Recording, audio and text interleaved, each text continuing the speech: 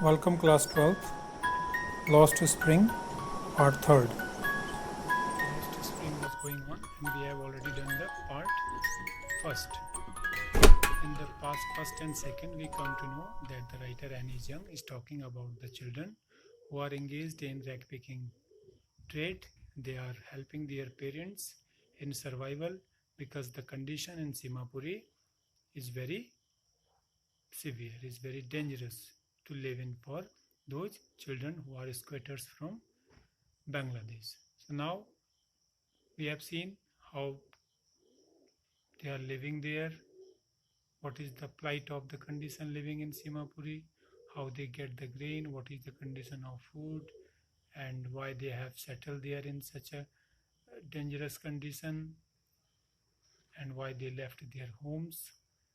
So we will go ahead. I sometimes find a rupee, even a 10 rupee note. Sahib says, his eyes lighting up.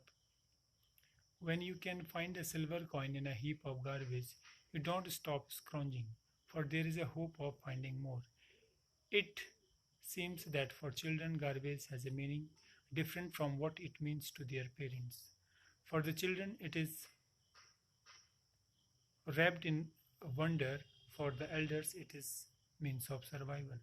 So, how the garbage become different for children as well as for their parents. जो garbage है वो parents और children दोनों के लिए different meaning रखता है because sometime they find rupee note, कभी उन्हें कुछ पैसा, कोई नोट, कोई कॉइन मिल जाती है. And then they when sahib said this, his eyes lighting up. Eyes lighting up means there was a glow, there was a happiness on his face. When you can find a silver coin in a heap of garbage, you don't stop scrounging. Scrounging means searching by making effort. For there is a hope of finding more. So that you may find more, you keep on searching the heap of garbage for the coins. It seems that for children, garbage has a meaning different from that it means to their parents. The children has a different meaning for the garbage, and their parents has something different.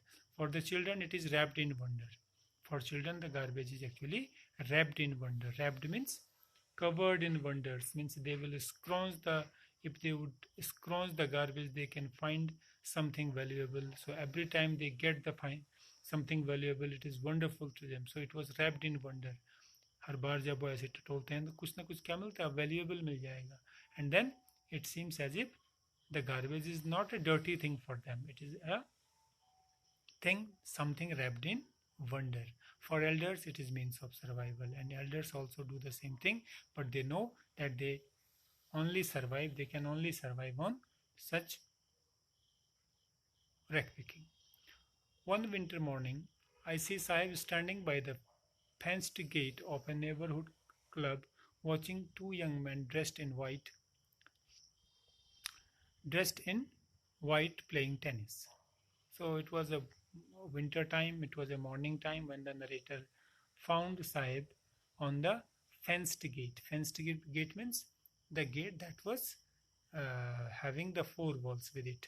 So जो fenced gate था उसके बाहर gate पे खड़ा होकर neighbourhood club के Sahib was looking inside the club, and there were two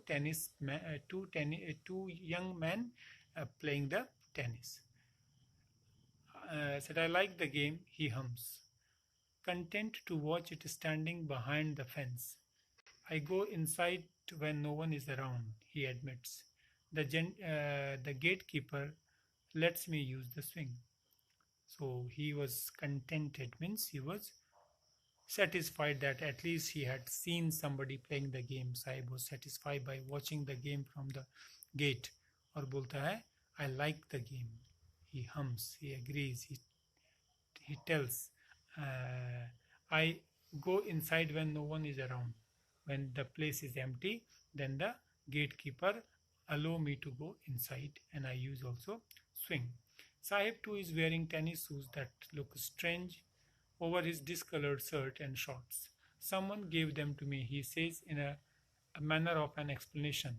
The fact that they are discarded shoes of some rich boy who perhaps refused to wear them because of a hole in one of them does not bother him. So Sahib too is wearing a tennis shoe. Sahib is wearing a pair of tennis shoe. It was very strange to find that the shoe were discolored with the shirt and shorts. उसके shorts और shirt और जो shoes थे, they were not pretty similar. They were not same as the people used to wear in the club. Means were totally different. Someone gave to them because someone gave them to me. He says he has begged something. He was given as a donation by the people those things, shoes and all the shirts and shorts. He says in a matter of an explanation, the fact that they are discarded, so discarded means rejected shoes. The fact was, the truth was that the shoes was rejected by some rich person, and it was rejected because of a hole in one of them. उस दो पैर उस शू में से किसी एक शू में क्या था, hole था, and because of that, but it was a means matter of problem for rich people, but for the people like Sahib, it does not bother him. For one who has walked barefoot, even shoes with a hole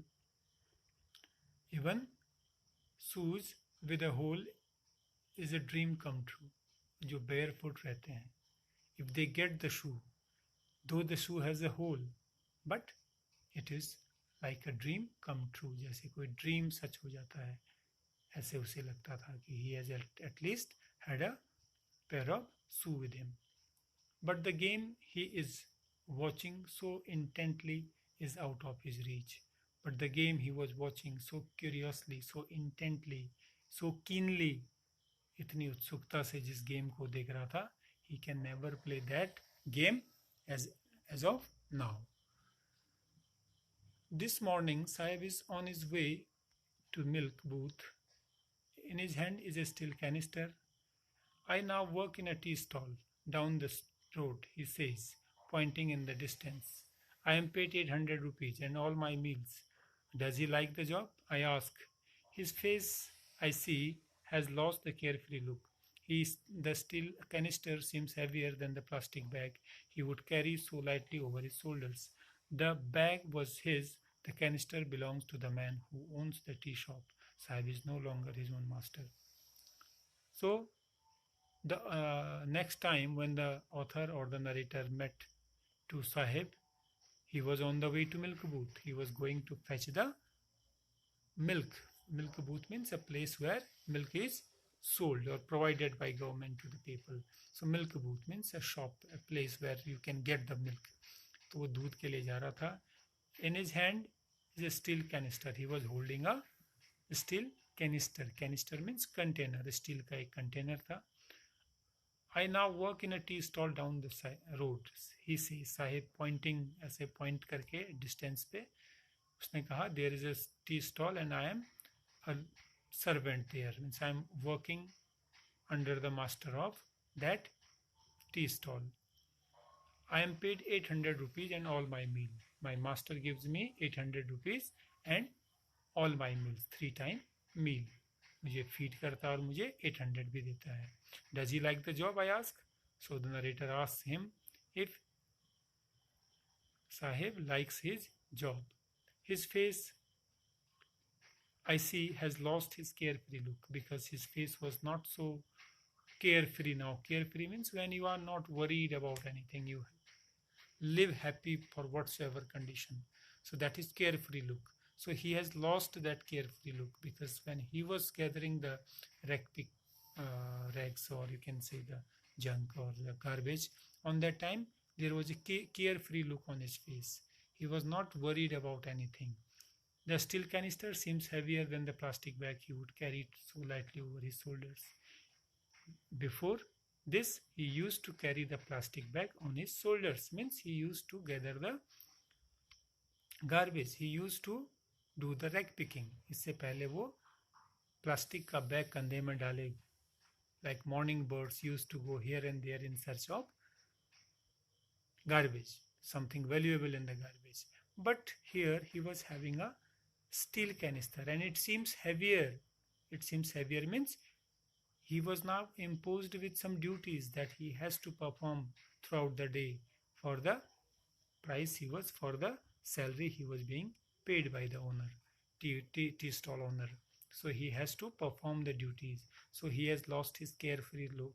He was now feeling that canister is heavier, plastic is lighter. The bag was his. The canister belongs to man who owns the tea shop. The bag was his, means he was his own master. Sahib was his own master because he was having his own plastic bag. The canister belongs to the man who owns the tea shop. Sahib is no longer on.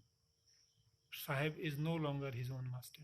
So Sahib has lost the freedom by doing the work under the tea stall owner. So he has lost his childhood. That was the lost, or he lost his spring under the burden of running his family. He has to work for that tea stall owner. So this was the first story of Sahib Alam.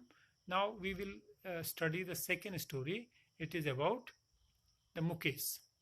He lives in a different place but with a similar condition, with a similar situation, with a similar problems. So we will find out what are the similarities in the lifestyle of Mukesh and Sahib and what are the dissimilarity. Till then, you do all the question answer from this first part of the story of Sahib Alam and keep on writing the hard words. That's all for now.